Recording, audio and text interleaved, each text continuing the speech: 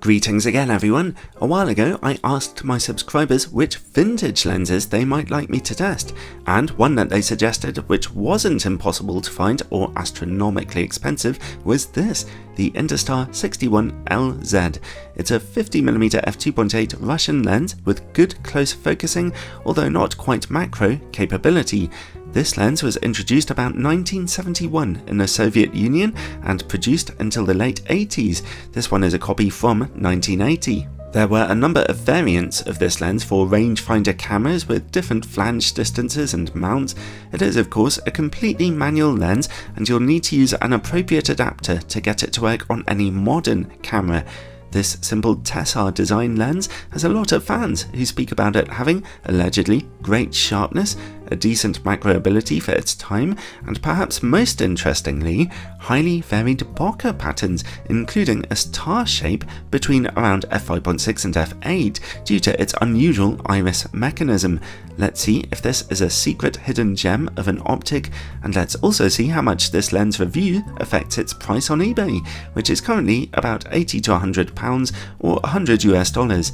This particular copy is on M42 mount, and I was able to adapt it onto my Canon EOS R5 for testing. The lens, as you can see, is really small with nice metallic Soviet-era build quality, feeling really tough. The front element is deeply recessed into the body, a common feature of older macro lenses, which acts as a kind of hood.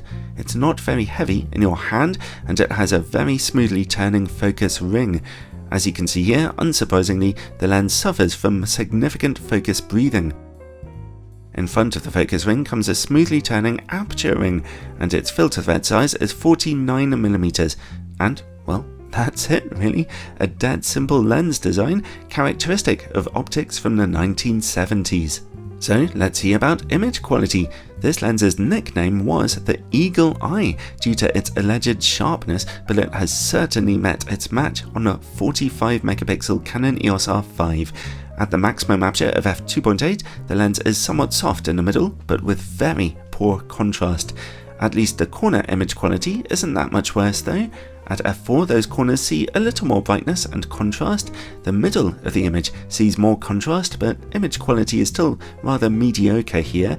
f5.6 and f8 look sharp now, but contrast still a bit low.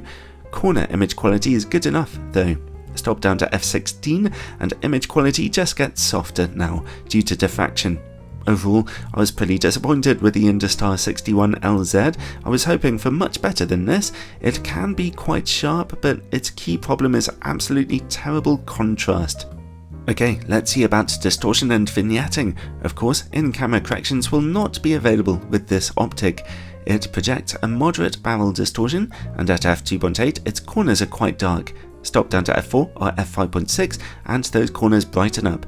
A selling point of this lens was its close focusing distance of less than 30cm. At f2.8, close-up image quality is still soft. At f4 it's sharper, and at f5.6 it's very sharp.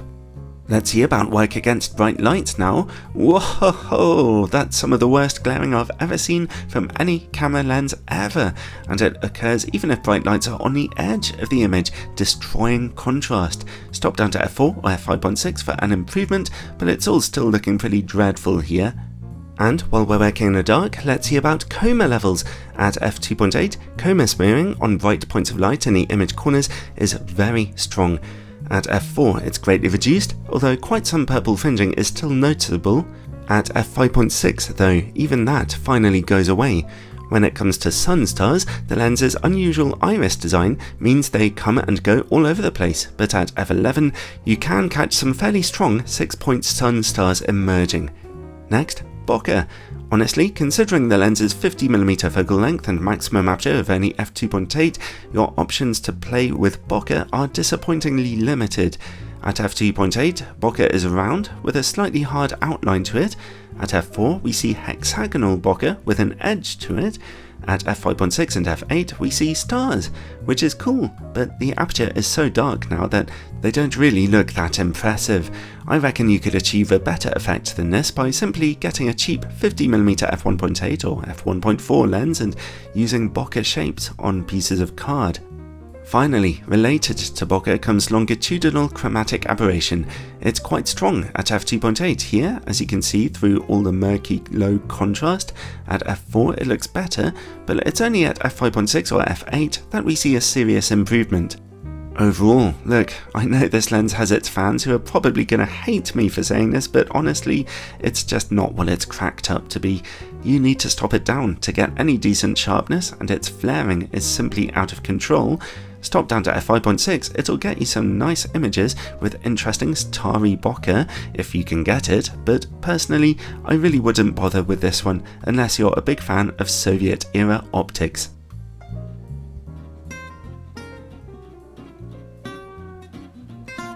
Thanks for watching everyone. If you find yourselves stalking my channel often for lens reviews, then check out my Patreon page. You'll find some exclusive bonus contents there, and supporters make a huge difference to me keeping these tests going. Even if my videos upset vintage lens enthusiasts from time to time, God bless everyone and keep watching the stars.